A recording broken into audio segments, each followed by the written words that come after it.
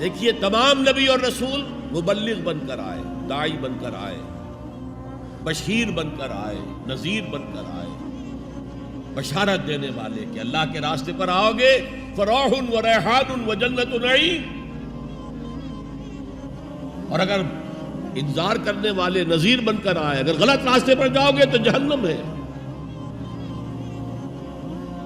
حضور بھی یا ایھا النبی انا ارسلناک شاہدا و مبشرا و نذیرا و داعیا الی اللہ باذنہ و سراجا منیرا، یہ جو 5 حیثیتیں ہیں یہ مشترک ہیں حضور میں اور تمام انبیاء میں۔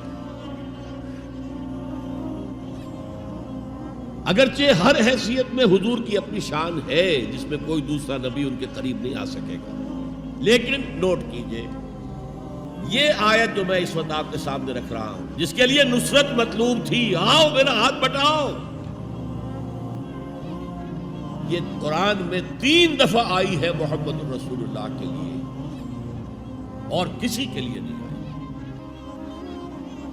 ابراہیم کی نسبتیں دیکھیے، 3 نسبتیں ہیں کتنی اعلیٰ بلند۔ خلیل اللہ ہے واتخذ اللہ ابراہیم خلیلا، ابو الانبیاء ہیں، سینکڑوں رسول اور نبی ان کی اولاد میں آئے۔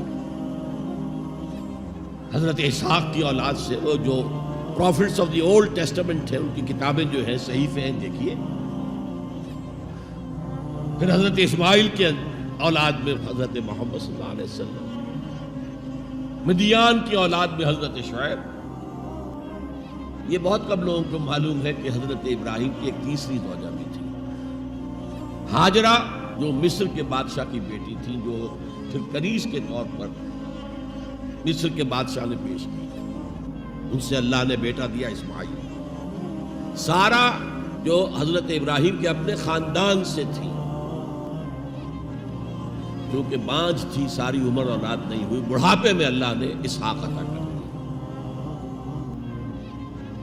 پھر آپ نے ایک اور شادی کی تھی، قطورہ، ان سے 6 بیٹے دیے تھے اللہ نے حضرت ابراہیم، ان میں سے ایک مدین تھا جس سے قوم مدین بنی ہے، جس میں حضرت شعیب کو بھیجا۔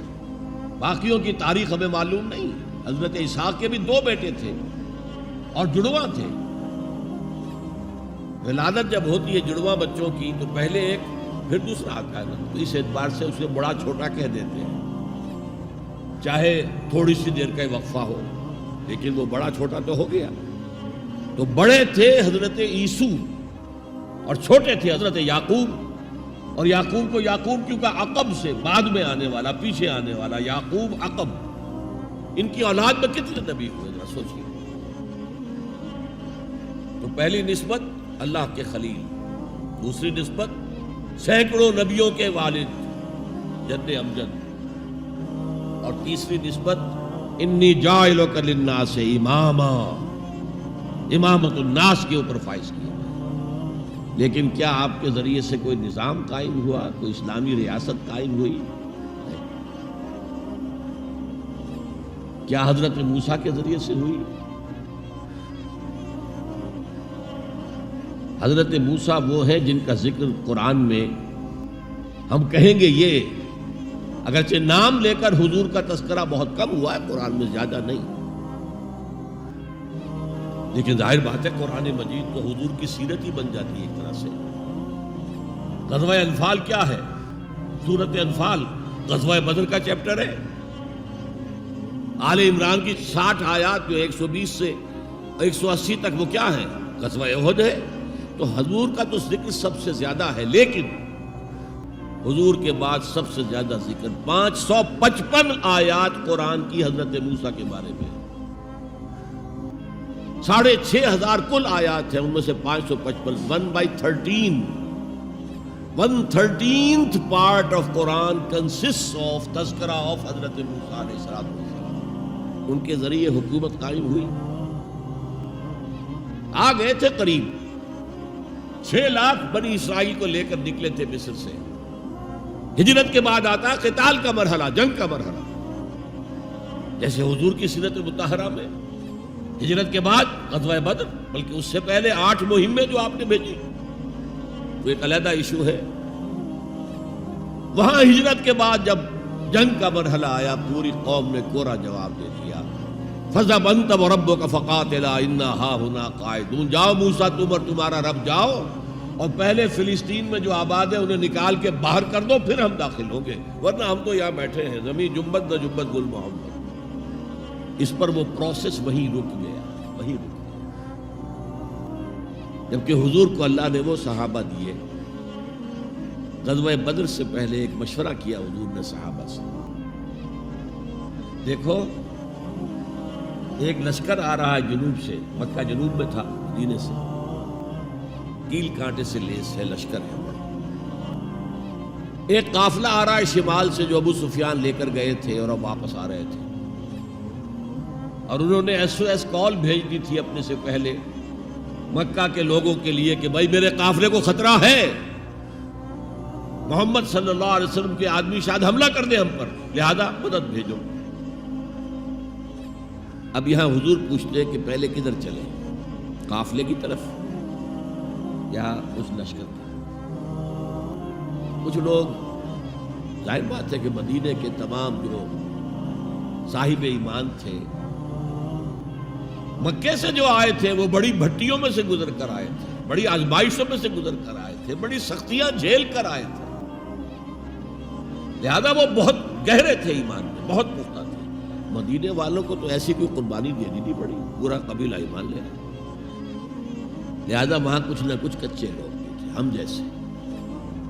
وہ کہا جی چلیے ذرا قافلے کی طرف چلیے، 30 یا 50 آدمی سنا ہے کہ ان کے ساتھ ہیں، وہ حافظ، اور مال بہت ہے، ہمیں بہت مال مل جائے گا، اور نمبر 2 یہ کہ ہمارے پاس تو ہتھیار بھی نہیں ہے، ہم ان کے ہتھیار تو لے لیں گے کم سے کم، پھر لشکر سے لڑیں گے۔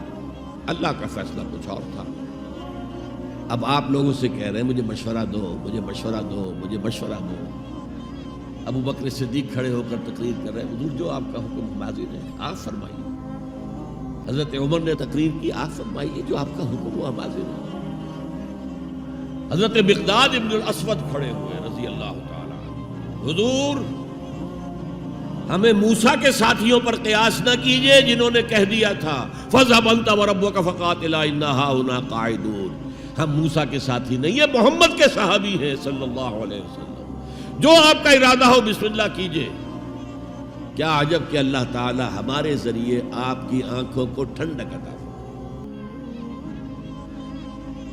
یہ تو میں نے صرف اس واقعے کے حوالے سے سنایا، یہ واقعہ وہاں کیا تھا، 6 لاکھ تھے افراد یہود، ان میں بوڑھے بھی تھے، بچے بھی تھے، عورتیں بھی تھیں، تو 1 لاکھ تو ہوں گے جنگ کرنے کے قابل، اور نیچے آ جائیے 50,000 تو ہوں گے، 12 میں 1 تو ہوگا۔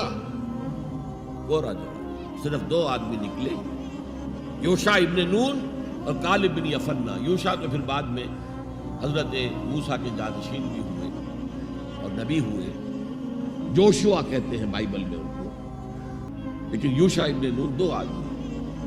اب جنگ کیسے ہو، لہذا پروسیس وہی رک گیا۔ حضرت موسیٰ علیہ السلام کے ہاتھوں کو اسلامی حکومت، اسلامی ریاست قائم ہوئی۔